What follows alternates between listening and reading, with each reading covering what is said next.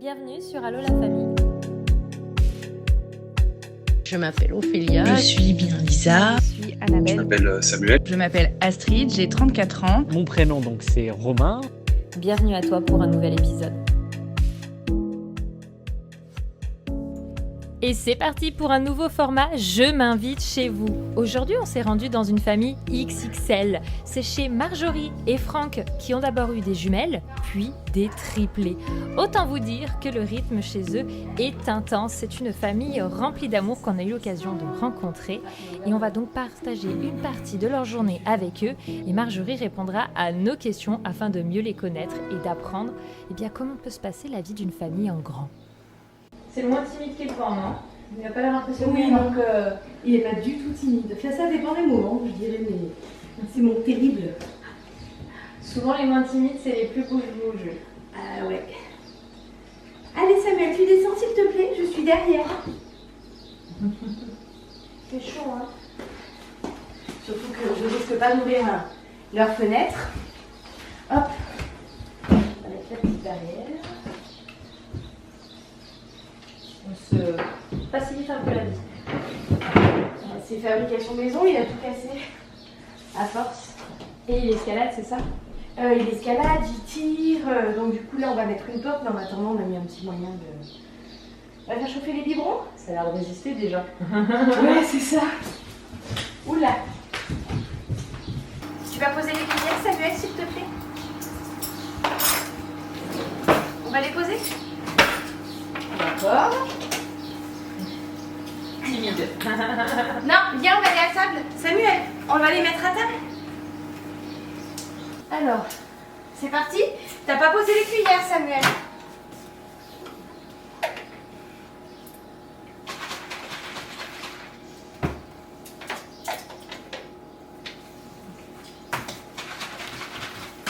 Bon, là, ils font les bébés. C'est le matin, faut Il y a du monde.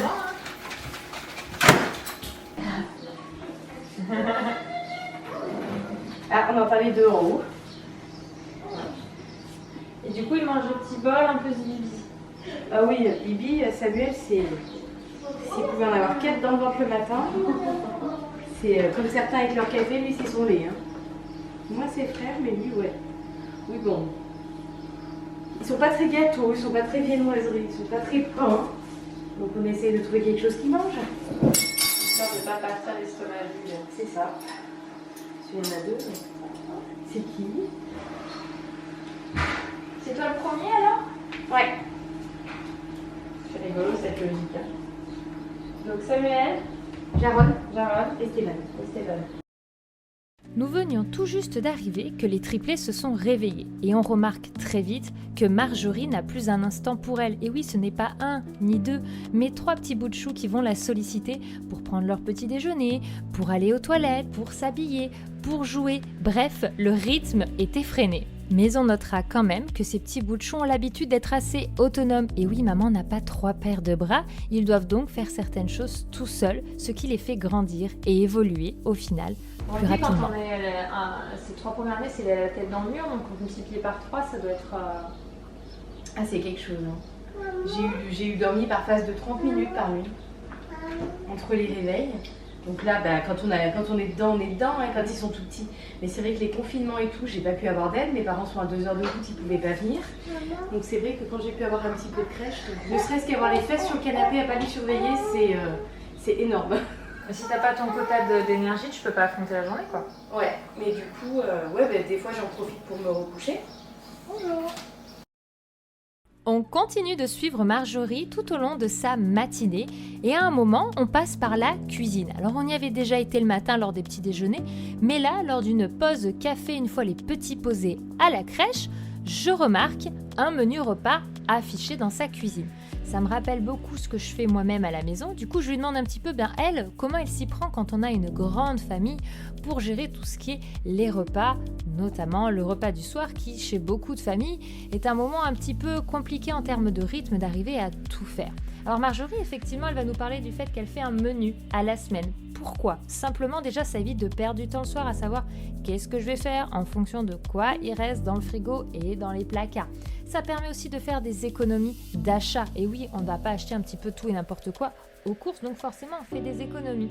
Et aussi le point important, c'est que malgré qu'elle ait une famille nombreuse, Marjorie, elle ne s'est pas laissée à prendre des choses rapides, tout prêt et industrielles. Non, elle va prioriser des achats locaux, de saison et faire énormément maison. Et oui, même pour ses petits bouts, ses jumelles puis ses triplés, elle y tient énormément à faire du fait maison. Et ça, on lui dit bravo, parce que c'est pas quelque chose de toujours évident à tenir au quotidien. Il n'y a pas les jumeaux, vrais jumeaux et ça part. Non, ça arrive, non. De toute façon, ils ne le voyaient pas. Quoi. Tu nous l'aurais pas dit que, oui, effectivement, la couleur des yeux, oui, mais sinon, en dehors de ça, c'est que ça saute pas à l'œil, quoi. Ouais. Toi, tu les connais par cœur, donc c'est flagrant pour toi. Ah, mais c'est flagrant, hein. Moi, j'ai pas de. C'est la peur que j'avais pour la grossesse des filles de pas les reconnaître. Sincèrement. Oui. Ça se fait très D'un bien. point de vue extérieur, je pense qu'on se loupe un peu quand on connaît pas. Ah oui, non, mais tout à fait, il y en a encore qui confondent mes filles, hein, dans nos amis. Hein, Elles qui doivent nous voient s'arnaquer pas entre très- elles aussi des fois. Non, elles essayent pas d'arnaquer des fois l'entourage à leur avantage. Eh bah, pas trop. Ouais, J'aurais pensé, Ouais, mais pas. Non, ça va. Parce que moi, c'était mon rêve d'avoir des jumeaux. t'as été servie. Ouais, là, m'attendais pas autant de. Et j'ai été servie, c'était mon rêve. Donc j'ai été bien gâtée.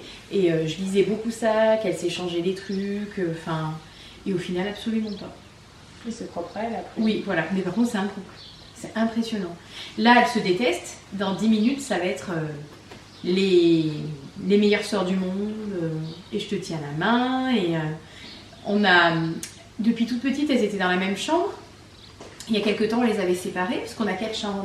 On a notre chambre là, puis 3 chambres à l'étage. On les avait séparées. Et en fait, ah ben je peux dormir avec Alexia, ah ben je peux dormir avec Jules. Et tous les soirs, à un moment, on m'a dit, bon, on fait quoi? Ah ben on veut retourner ensemble. Bon, allez, on remet ensemble. On garde un espèce de bureau, parce que c'est des clichés les chambres. On garde un espèce de bureau où elles peuvent faire leurs devoirs et tout. Et sauf que là, elles sont dans la même classe cette année. Elles se prenaient tellement de bec que bah, j'ai demandé à être séparées. Et ce qu'on a fait, quoi. Mais la dernière fois, elle me dit, ouais, mais finalement, j'ai dit, là maintenant, c'est bon. Chacune sa chambre. Et voilà, les jumelles sont parties au collège. Les petits triplés ont fini de déjeuner, ils sont habillés. Bref, tout le monde est prêt pour attaquer la journée. Les enfants vont bientôt se rendre à la crèche.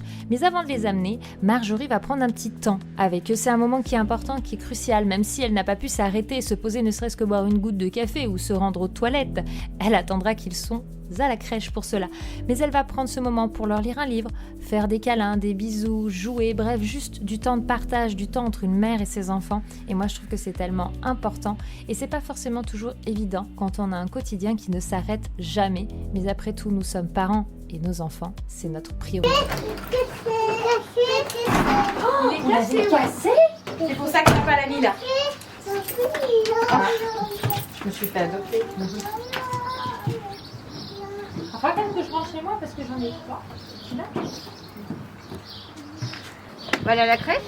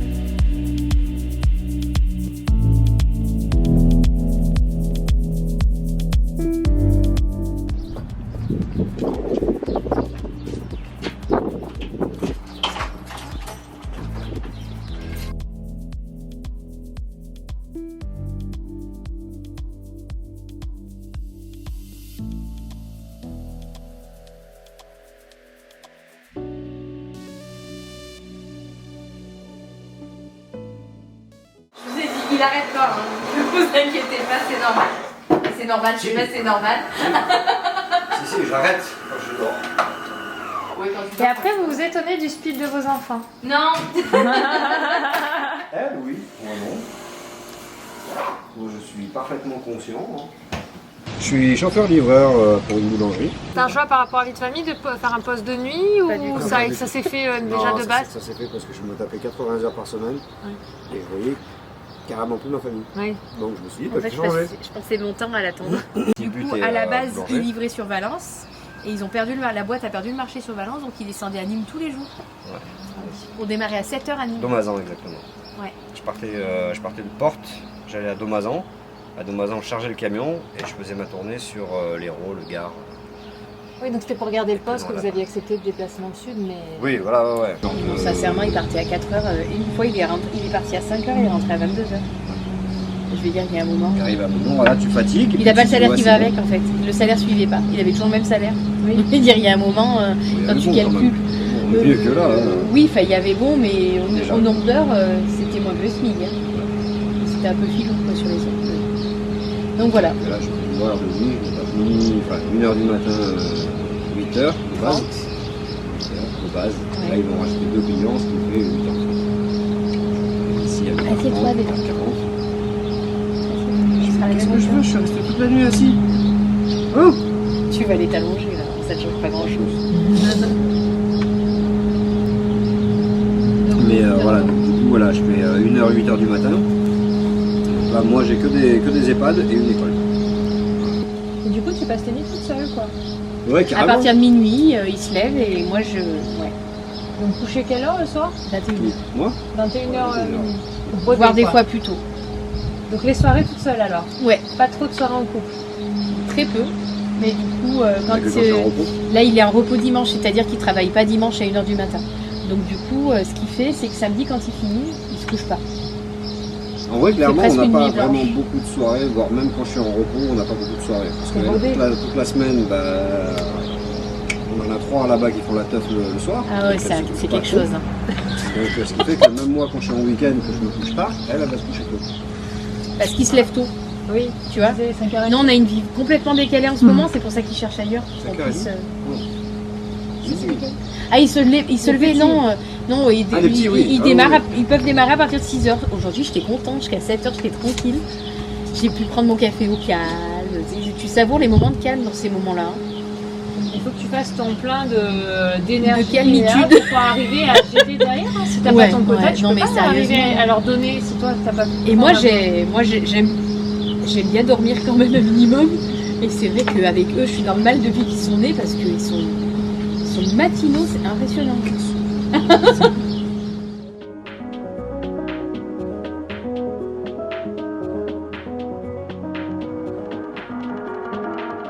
Moi, donc, c'est Marjorie, je vais bientôt avoir 40 ans. Et donc, je suis mariée avec Franck, on est en couple depuis pratiquement 14 ans. On a très vite mis en route un enfant, enfin, on pensait à un enfant. 3 mois après notre rencontre, en fait, je suis tombée enceinte. C'était voulu, hein. On est allé très très vite. Et voilà, que c'était des jumelles. Concrètement, c'était mon rêve d'avoir des jumelles. Donc j'étais la reine du monde, sauf que ça a un petit peu quand même tourné au vinaigre parce que j'avais pris 6 kilos en 6 semaines et je n'arrivais plus à m'asseoir tellement j'avais mal. Donc j'ai une amie qui m'a dit je t'emmène vite chez le médecin, donc pas le gynécologue, chez le médecin, qui m'a dit vous faites une écho en urgence. Donc me voilà aller voir l'échographe pour faire une écho en urgence.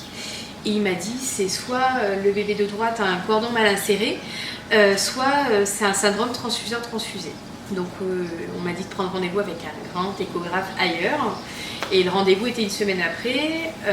Du coup ma maman a contacté l'association Jumeaux et Plus, qui a recontacté ma maman en urgence, le responsable France, qui lui a dit là en fait il y a urgence, votre fille va perdre ses bébés. Donc il faut absolument rapidement qu'elle soit prise en charge par un centre STT. Si vous désirez, je m'engage à contacter un centre et qui va la rappeler. Donc en gros dans l'heure, un des précurseurs des opérations sur le syndrome transfuseur-transfusé m'a contacté en me disant je veux dans la journée dans mon centre. Donc me voilà transportée sur Clermont-Ferrand. Et le lendemain, j'ai été opérée en fait. Au niveau du placenta, il y avait un très mauvais échange et ils sont rentrés dans mon ventre, dans la poche, et ils ont cautérisé des veines au niveau du placenta. Donc ça, c'était il y a 12 ans. Et alors pour avoir déjà une maman qui a eu cette opération dans mon entourage et qui malheureusement a perdu une des jumelles. D'accord. Au niveau pré-opératoire, est-ce qu'on t'a préparé un petit peu à comment les choses pouvaient se passer? T'étais avec On m'y a vachement préparé, mais en fait j'ai rien retenu. J'ai retenu une phrase qui m'a dit vos bébés ont juste besoin d'un petit coup de main. C'est une sage-femme qui me l'a dit. Parce que je suis arrivée sur Clermont à 18h, qui me l'a dit quand elle m'a installée en chambre. Et c'est la seule chose que j'ai retenue. J'ai toujours tendance à énormément positiver, à retenir que le positif. Et je sais que les stats, on en a parlé, mais je les ai revus que quelques temps après. Du coup, tout s'est très bien passé en fait. T'étais à quel stade de grossesse Moi, j'étais à 19 semaines. C'était un stade Et j'étais à un stade déjà élevé parce que la receveuse, qui est June, avait déjà un épanchement au niveau du cœur. Donc elle était déjà quand même en difficulté. Et donc j'ai eu un gros suivi échographe parce que c'était tellement peu connu il y a 12 ans. Je devais être suivie sur Valence par un centre spécialisé en échographie. Une semaine après l'opération, donc super positif parce que tout s'était très bien passé. Il m'a dit oulala, mais votre placenta est en train de se calcifier, bientôt vous n'allez plus nourrir vos bébés. Je suis ressortie en pleurs de l'échographie. Et au final, j'ai vite rappelé le centre qui m'avait donné des coordonnées pour les rappeler. Ils m'ont dit, écoutez, concrètement, ce qu'on va faire, on va faire le suivi sur Grenoble. C'était vraiment un gros pont, enfin, vraiment quelqu'un qui était vraiment spécialisé là-dedans, qui m'a fait du coup un suivi. Je montais en ambulance toutes les semaines sur Grenoble. Et il m'a dit, mais le placenta qui se calcifie en cas de STT, c'est normal. C'est parce qu'on est intervenu au laser dessus, donc on a brûlé des vaisseaux, quoi. Donc il me dit c'est normal que ça se calcifie parce que brûler maintenant c'est de la peau morte, quoi. Donc du coup j'ai eu un suivi jusqu'à la fissure de la poche des os et l'accouchement. Voilà.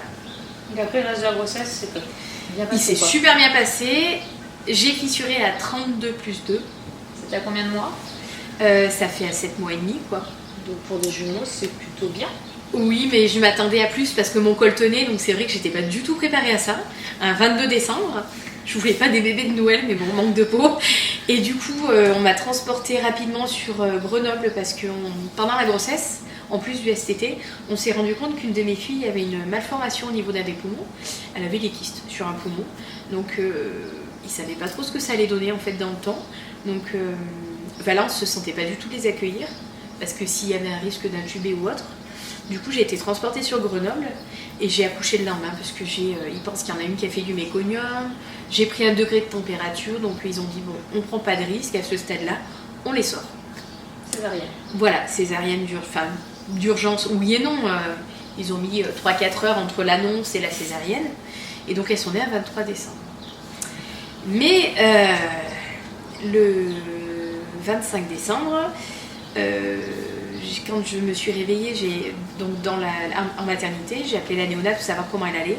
Et en fait, il a fallu qu'on descende en urgence parce que June était en souffrance. Et donc, elle a été opérée d'urgence.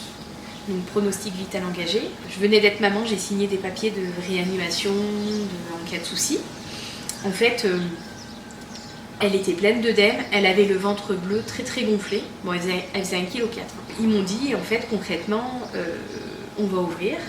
Mais sur les radios, on voit rien. Donc on va ouvrir, il va voir sur place, mais on peut pas vous dire comment ça va se passer, quoi.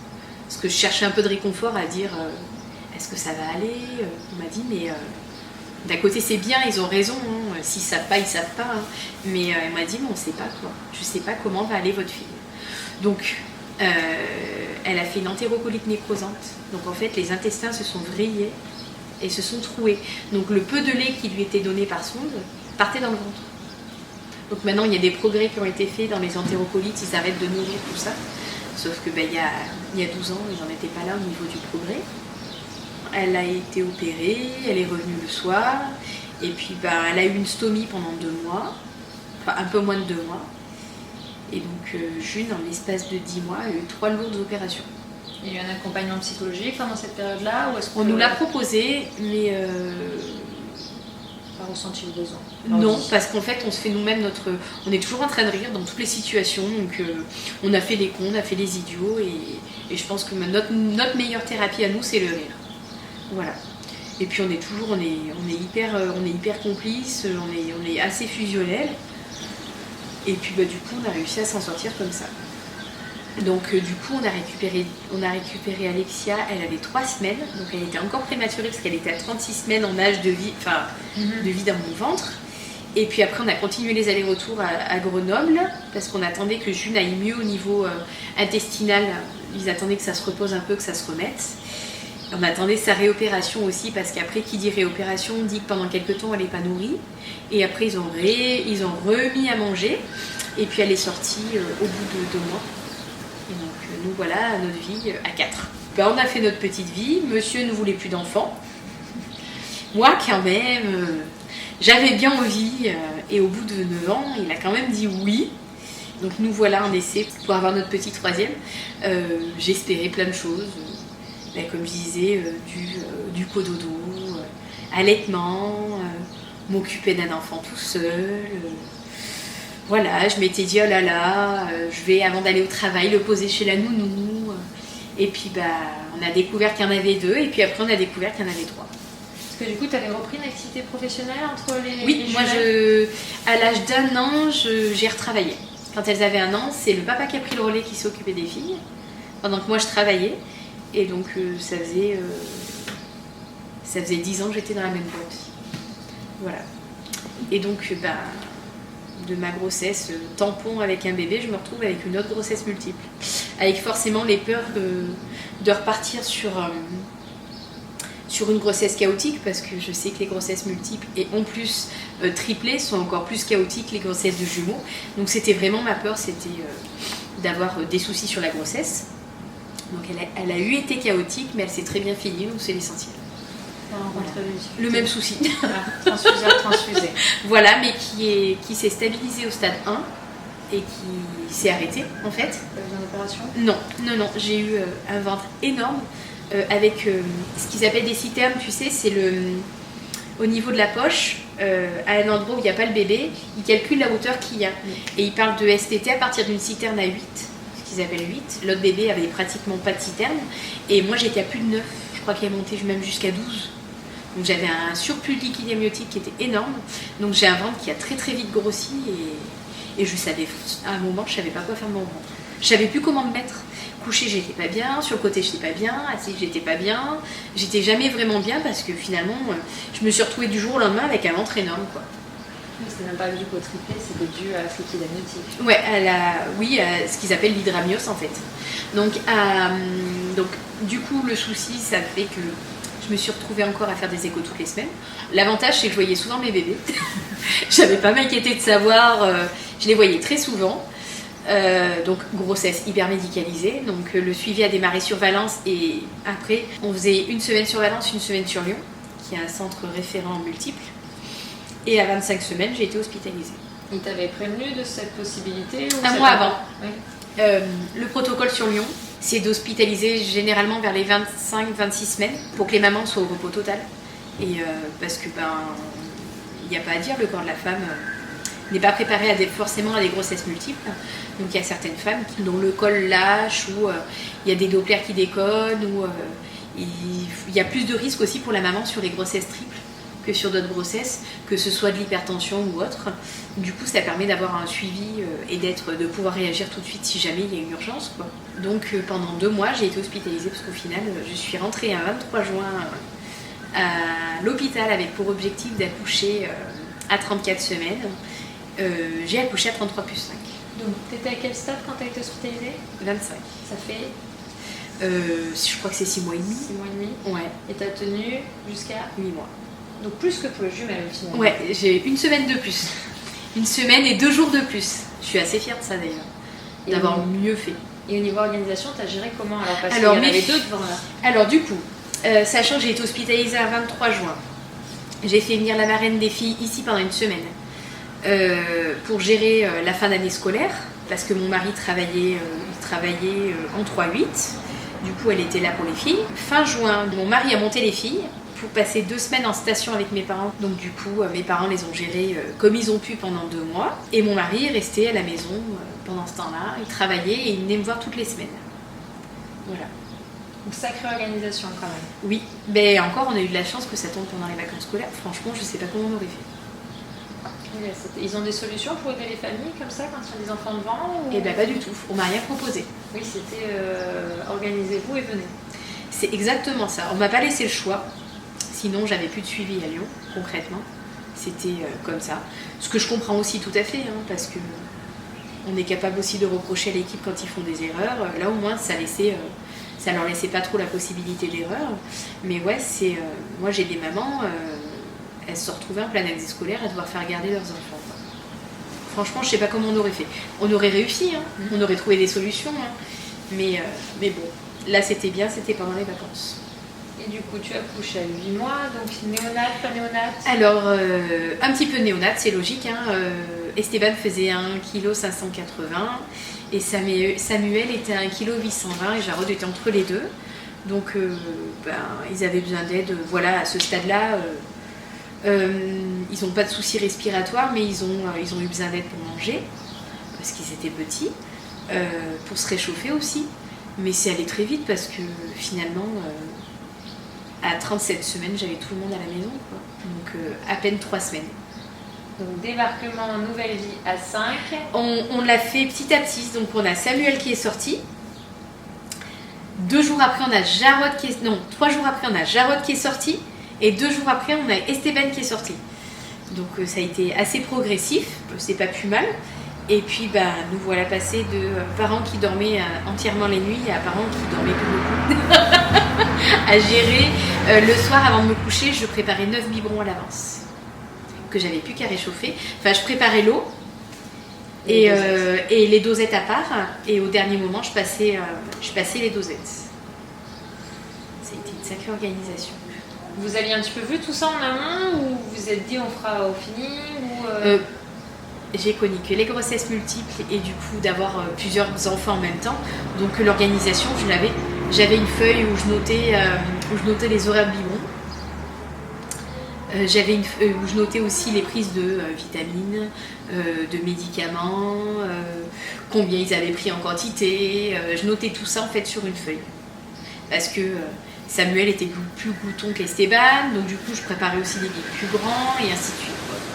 Donc voilà l'organisation que j'avais. C'est plus dur les jumeaux ou les triplés alors?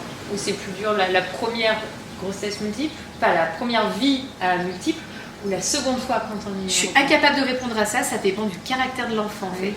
Concrètement, les filles étaient beaucoup plus calmes et posées et c'était... elles mangeaient, elles avaient vraiment beaucoup d'appétit, que les garçons, ils étaient réglés vraiment la nuit, toutes les 4 heures. Ils mangeaient pas énormément. J'ai trouvé que c'était beaucoup moins gloutons que leurs sœurs. Par contre, ils sont beaucoup plus longs à rendormir. Il y a plein de choses. Ils n'ont pas le même caractère, ils sont beaucoup plus nerveux que leurs sœurs. Donc ça a été plus compliqué. Pour moi, les triplés sont plus compliqués que les jumelles. Pour une question de tempérament, pas pour une question qui sont 3. Non, ça n'a absolument rien à voir avec la quantité de bébés. C'est vraiment en lien avec le caractère.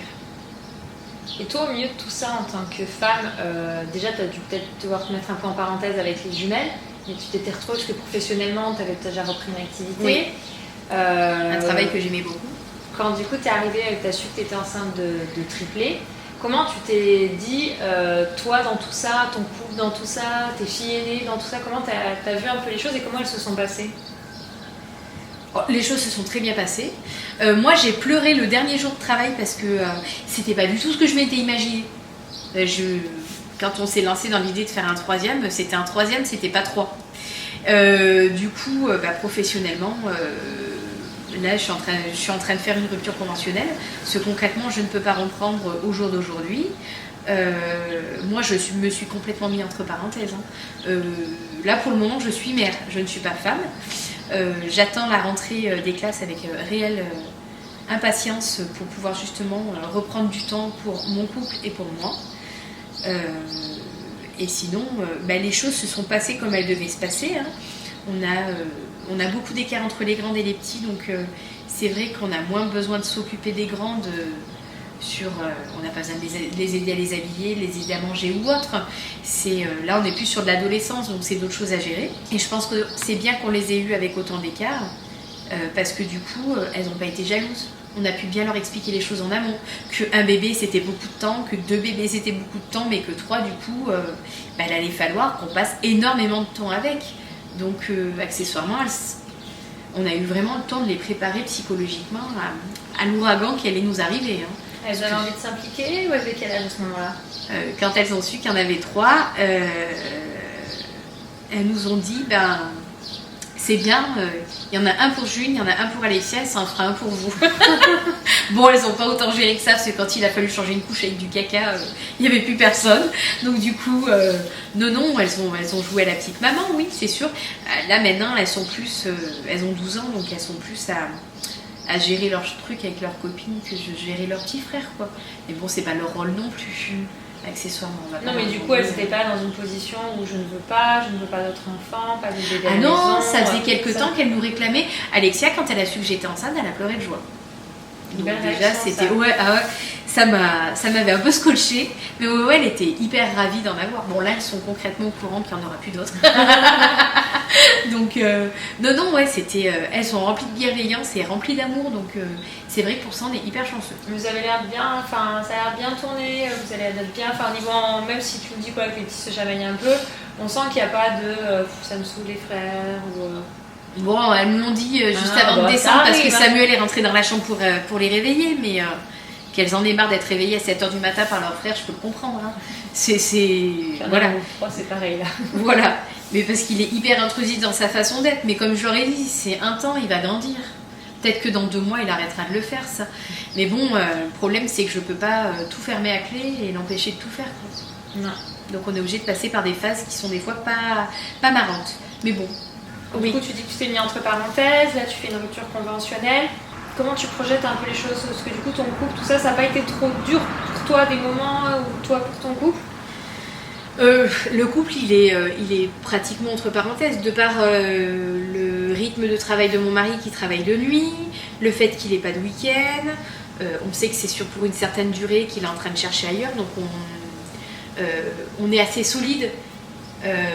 Parce qu'on est quand même malgré tout hyper soudés, même si on a des moments difficiles. Je pense qu'on a survécu à des jumelles, à des triplés. Je pense qu'on peut surmonter pas mal de choses.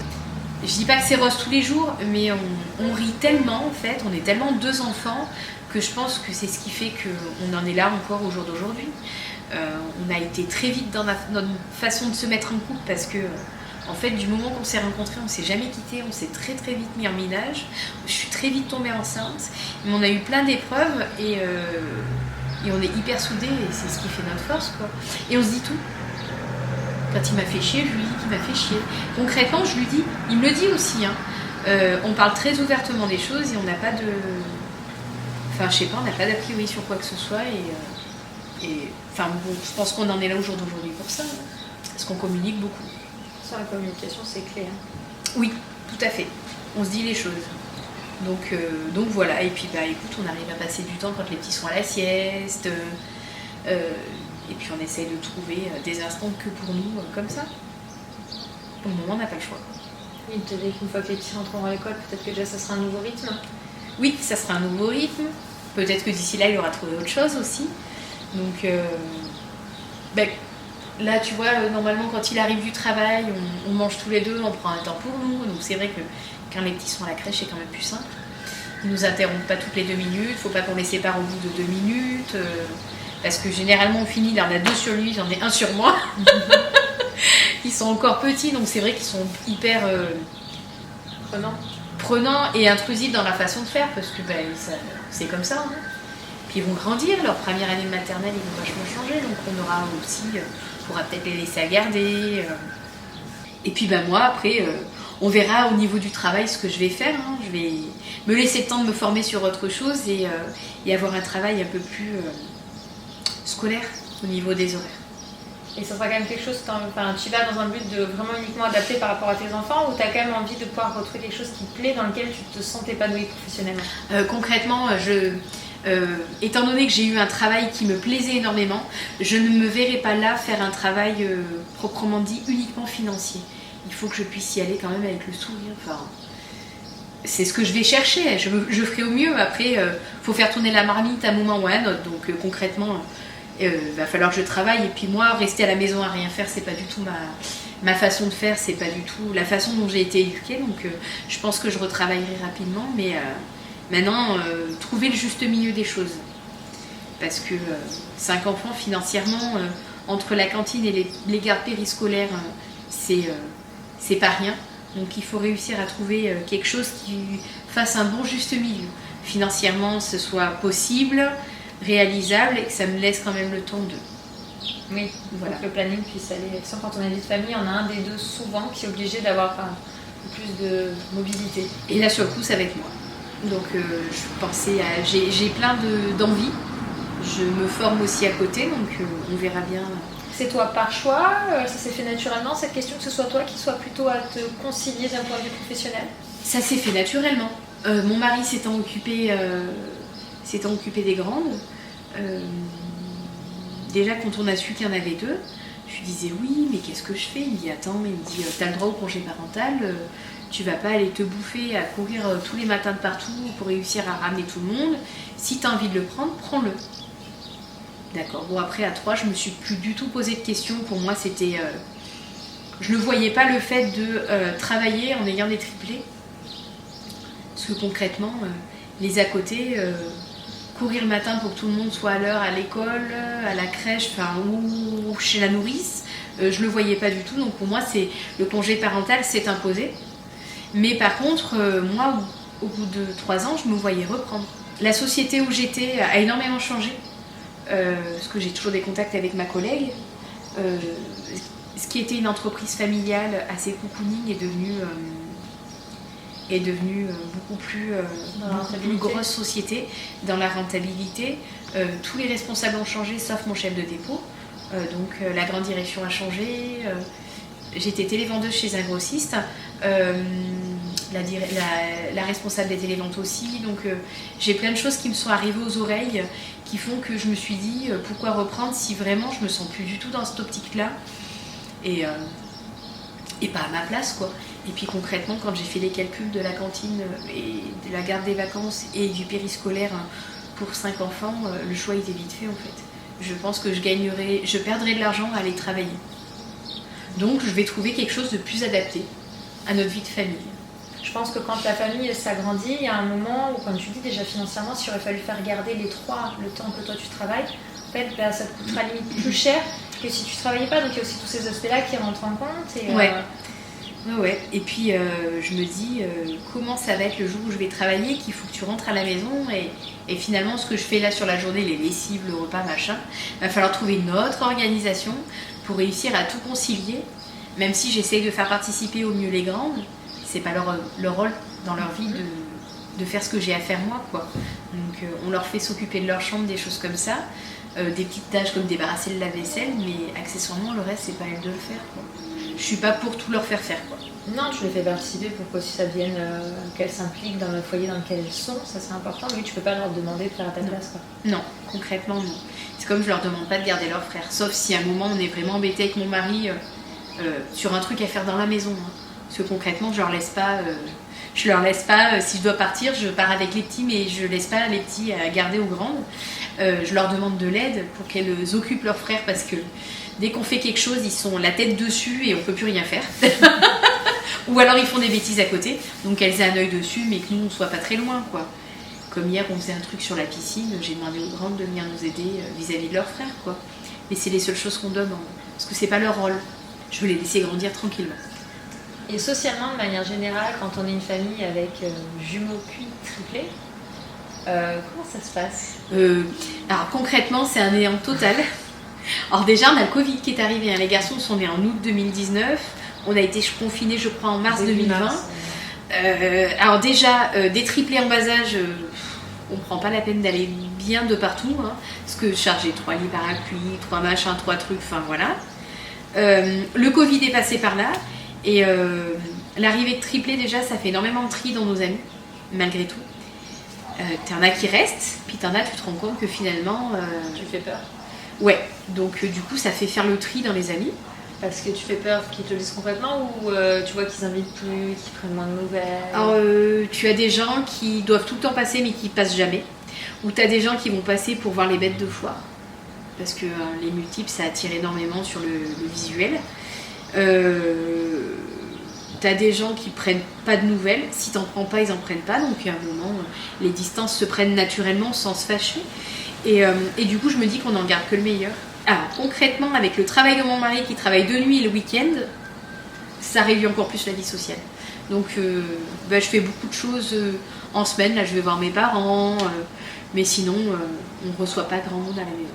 Vous ne recevez pas, du coup, spécialement? Non, pas énormément, parce que mon mari, bossant de nuit, il se couche tôt. Donc, ça réduit vraiment beaucoup le champ de vision. Le Covid, les triplés, le boulot de nuit et le week-end, ça en arrive à un néant, quoi. Ça manque, du coup. Ouais. Énormément, mais ça va c'est pas grave. Avec la vie professionnelle. Vie professionnelle, je vais peut-être rencontrer notre maman à l'école, et puis voilà quoi. Les amis, ça tourne, hein. Au fur et à mesure de notre vie, ça change. On fait des rencontres. Ouais, tout à fait. Ouais. Mais on a des très bons amis c'est le même cocon depuis des années, donc je me dis qu'on garde aussi entre guillemets le meilleur, quoi. Ça t'affecte ça? Ça m'affecte, oui et non. Je suis quand même bien occupée aussi. Et puis c'est vrai que quand ils étaient tout petits, j'avais pas envie de bouger, quoi. Enfin, il faut mettre une remorque presque à la voiture. On avait ça fait pas longtemps qu'on a le trafic. On avait une 7 places. Une fois que t'as mis tous les gosses, t'as plus de place. Hein. Donc on a fait des pique-niques. On va faire des petites balades nous. Mais c'est vrai que avec les amis, plus trop. Mais bon, mes copines, on tient toujours contact, quoi. Enfin, on se parle souvent au téléphone. J'ai une de mes meilleures amies qui est souvent là, donc. Oui, tu le disais, la marraine des filles, ouais. Qui est souvent présente. Ah ouais, elle est toujours présente dans les bons comme les mauvais moments. Hein. Il y en a une sur qui je peux compter, c'est elle. Là-dessus, elle le sait. J'ai une autre très bonne amie, mais elle a des soucis de santé, elle n'a pas forcément le permis, donc on se tient beaucoup au jus par téléphone. Elle le sait quand ça va, elle le sait quand ça va pas, et moi pareil, donc on s'épaule énormément comme ça. Et elle a accouché 3 mois avant les garçons d'un petit garçon, donc on sait que nos garçons vont évoluer au même rythme, et c'est génial, quoi. Ça en fera des copains, comme nos filles sont copines. Donc c'est génial, quoi. Puis bon, ils grandissent, donc notre vie sociale va reprendre aussi. C'est une vie qui est mise en parenthèse à beaucoup de niveaux, en fait. Oui, énormément, ouais. Mais je comprends, hein, inviter une famille avec 5 enfants, ça fait tout de suite beaucoup plus de monde. Moi, je sais que il y a une maman qui m'a beaucoup aidée, qui montait les filles à l'école quand j'étais enceinte, tout ça. Elle a 5 enfants. Et un jour, je lui dis, faudrait quand même passer, tout ça. Elle me dit, ouais, mais elle me dit, tu sais, j'ai 5 enfants. Oui, je sais. Et moi aussi. Donc, je lui dis, je suis capable de comprendre. Écoute, si tu viens qu'il y a 10 gosses, je vais t'accepter comme t'es avec tes enfants. Donc, même elle... elle sait que j'ai autant d'enfants qu'elle, mais même elle est gênée de venir avec ses enfants à la maison parce qu'elle a toujours peur de s'imposer. Et moi, c'est un peu pareil en fait. 5 enfants, ça bouge, quoi. Je le vois déjà à l'échelle de 3 qu'on a plutôt tendance nous à recevoir calé parce qu'on a peur de faire peur. C'est ça. Et accessoirement, les gens perdent l'habitude d'avoir des enfants en bas âge. Et moi, je vois le cas des miens qui touche énormément. Un jour, j'ai des amis qui nous ont proposé de garder leur maison avec piscine le temps où ils étaient en vacances. J'ai pas voulu. Parce que la piscine n'est pas protégée comme moi je l'aurais protégée. Il y a plein de petits objets qui traînent de partout dans la maison.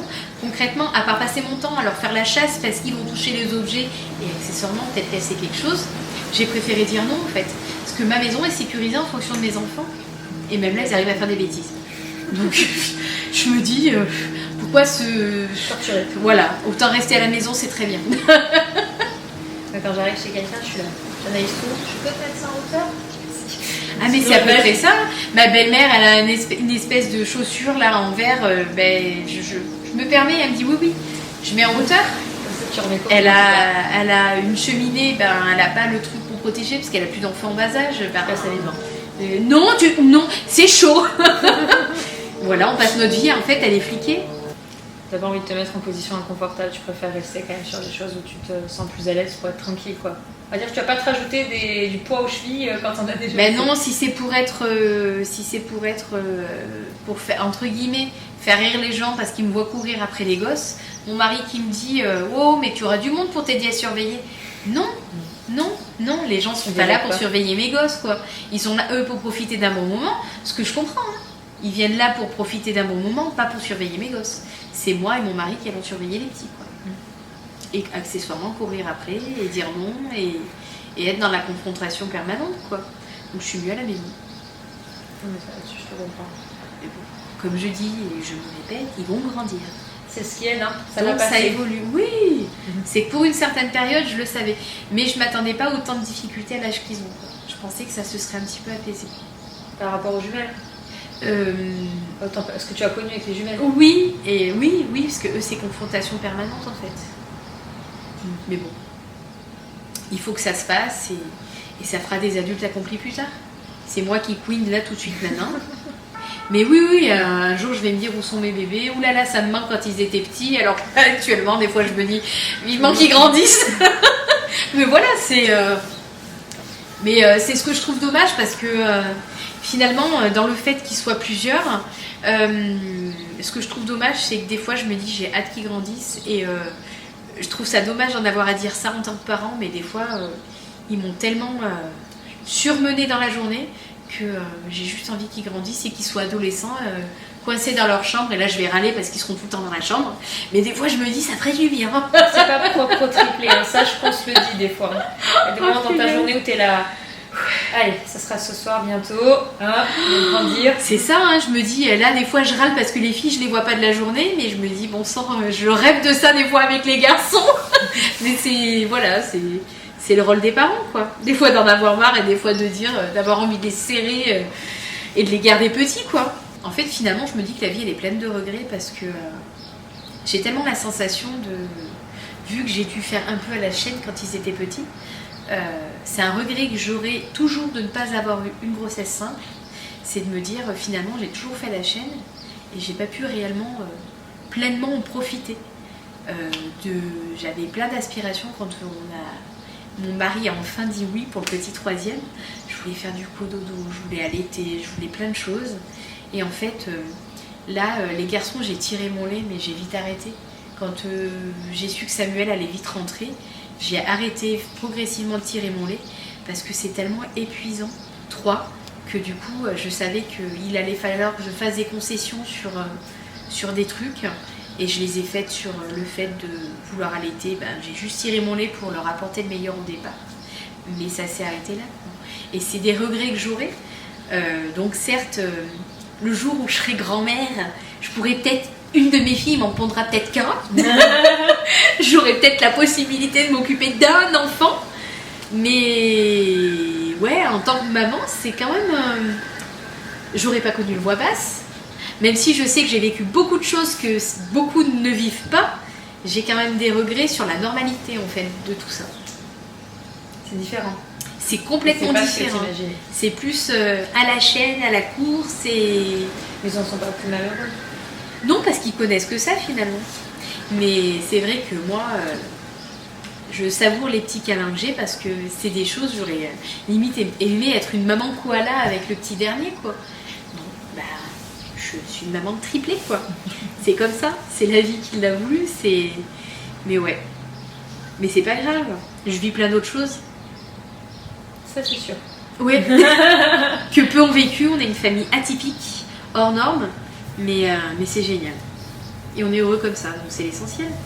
Lisa, je te remercie de nous raconter ton histoire. Ça nous fait vraiment plaisir que tu nous reçoives chez toi. Mais de rien. Et on a hâte de suivre la suite. Oui, c'est ça. À l'école, tout ça. Ça va évoluer. Le premier épisode On s'invite chez vous est maintenant terminé, j'espère qu'il vous aura plu. Merci beaucoup à Marjorie, son mari et leurs enfants de nous avoir accueillis chez eux. Et on se dit à tout bientôt.